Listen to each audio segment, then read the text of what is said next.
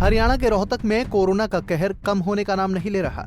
आज फिर रोहतक वासी दिल्ली बस का ड्राइवर कोरोना पॉजिटिव पाया गया, जिसे रोहतक पीजीआई में आइसोलेट किया गया है।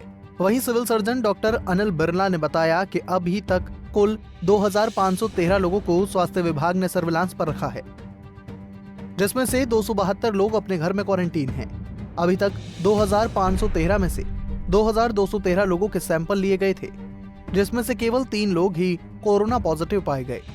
इसके अलावा रोहतक की रहने वाली एक महिला दिल्ली में कोरोना पॉजिटिव मिली, जबकि रोहतक जिले के अटायल गांव का रहने वाला एक डीटीसी ड्राइवर जो जामा मस्जिद एरिया में तैनात था, उसका कोविड-19 टेस्ट दिल्ली में हुआ, जहां पर रिपोर्ट में वो पॉजिटिव पाया गया, जिसके बाद स्वास्थ्य विभाग ने कोरोना संक्रमित व्यक्ति को तुरंत रोहतक पीजीआई में भर्ती करा लिया है और इसके संपर्क में आए अटायल गांव के लोगों की सैंपलिंग की जा रही है और पूरे गांव की स्क्रीनिंग शुरू हो गई है।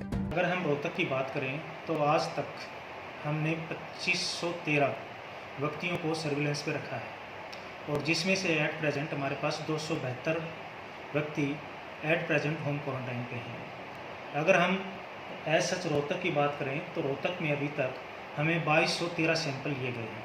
तो 2213 सैंपल जो हमारे लिए गए हैं उसमें से हमें 3 केस हैं वो पॉजिटिव मिले हैं, एक सांपला के अंदर और 2 ककराना के अंदर। और एज सच हमने मंडीज़ के जो है वेंडर्स हैं और मंडी के अंदर जो आड़ती हैं और उनके सेल मैन हैं, उनके हमने पिल्लू खेड़ा के नसोरीस के अंदर, महम के अंदर, अपना क्या नाम है रोहतक के अंदर, सांपला के अंदर और कलानौर के अंदर हमने सैंपल लिए थे। तो मैं आप यहाँ की बात करें अगर हम रोहतक मंडी में हमने 172 व्यक्तियों के सैंपल लिए थे जिनका रिजल्ट आ चुका, वो नेगेटिव हैं। इसी तरह से अगर हम बात करें कलानौर के अंदर 98 यानी कि 98 व्यक्तियों का हमने सैंपल लिया था, वो भी नेगेटिव आ गए हैं। और अगर हम बात करते हैं महम की, 44 व्यक्तियों का हमने महम में सैंपल लिया था, वो भी नेगेटिव आ गए हैं।